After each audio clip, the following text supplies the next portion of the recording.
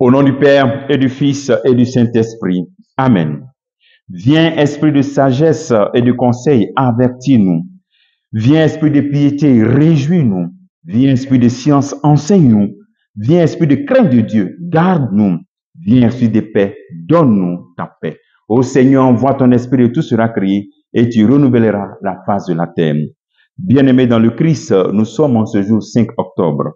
Et la parole de Dieu qui nous est proposée est extraite de l'évangile de Luc chapitre 10, versets 17 à 24. Aujourd'hui, nous faisons mémoire de Sainte Faustine, qui est celle qui a reçu ce beau message de la divine miséricorde, que par son intercession, le Christ nous accorde d'avoir cette dévotion à la divine miséricorde et d'accueillir constamment sa miséricorde dans notre vie pour la répandre autour de nous. Bonne fête de Sainte Faustine. En ce temps-là, les 72 disciples que Jésus avait envoyés revinrent tous joyeux en disant, Seigneur, même les démons nous sont soumis en ton nom. Jésus leur dit, je regardais Satan tomber du ciel comme un éclair. Voici que je vous ai donné le pouvoir d'écraser serpents et scorpions et sur toute la puissance de l'ennemi. Absolument rien ne pourra vous nuire. Toutefois, ne vous réjouissez pas parce que les esprits vous sont soumis, mais réjouissez-vous parce que vos noms se trouvent inscrits dans les cieux. À l'heure même, Jésus exulta de joie sous l'action de l'Esprit Saint et il dit, Père, Seigneur du ciel et de la terre, je proclame ta louange, ce que tu as caché aux sages, aux savants, tu l'as révélé aux tout petits. Oui, Père, tu l'as voulu ainsi dans ta bienveillance. Tout m'a été remis par mon Père. Personne ne connaît le Père, personne ne connaît le Fils sinon le Père. Et personne ne connaît qui est le Père sinon le Fils, et celui à qui le Fils veut le révéler. Puis il se tourna vers ses disciples et leur dit en particulier, heureux les yeux qui voient ce que vous voyez, car je vous le déclare, beaucoup de prophètes et de rois ont voulu voir ce que vous-même vous voyez et ne l'ont pas vu, entendre ce que vous entendez et ne l'ont pas entendu.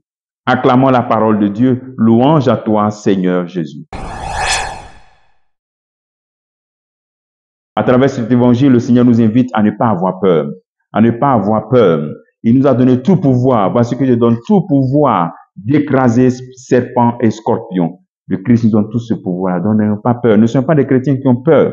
Et comme au 72, à nous aussi donne ce pouvoir-là, sur la puissance de l'ennemi. Nous avons autorité. Par ton baptême en tant que prêtre, prophète, roi et reine, tu as aussi ce même pouvoir-là. Ne néglige pas ton identité de baptisé. Deuxième appel que le Seigneur peut nous faire en ce jour, c'est que toute initiative pastorale doit nous pousser à inscrire nos noms dans les cieux. Nous recherchons souvent des gestes extraordinaires, la capacité de chasser des démons. Souvent, mais quand on prie pour que le Seigneur nous donne ce charisme de chasser les démons, de donner une parole de connaissance, ou bien même de donner l'avenir des gens, ou bien même de guérir. Oui, le Seigneur peut donner tous ces miracles-là. Il peut te donner cela. Et nous, chrétiens, nous sommes plus attirés par cela. Quand on voit que des personnes ont cette capacité, c'est là-bas on parle. Mais voici que le Christ nous dit en ce jour que après que ses disciples aient réalisé toutes ces merveilles, qu'ils se réjouissent plutôt parce que leurs noms sont inscrits dans les cieux. Donc voici l'essentiel. Tout ce que nous avons comme charisme doit nous pousser à ce que notre nom soit inscrit dans le ciel. C'est-à-dire, tout ce que nous avons comme charisme, service dans l'église, c'est pour que notre nom s'inscrive dans le ciel. Et c'est ce que Paul a compris quand il dit, je traite durement mon corps pour ne pas être disqualifié après l'annonce de l'évangile. 1 Corinthiens chapitre 9, verset 29. Donc toi, en tant que berger, en tant que responsable de groupe, en tant que prêtre, en tant qu'évêque, travaille pour que ton nom soit inscrit dans les cieux.